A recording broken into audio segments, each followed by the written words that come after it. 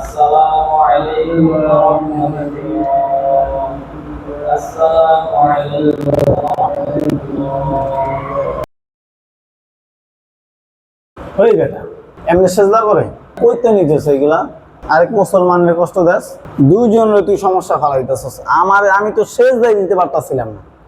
আমি হাত বাঁকা তারা করে আমার খুব কষ্ট করে সেজদা দিতেছি। আর এইভাবে সেজদাতে হাতের জন্য সেজদায় যাওয়া যায় না।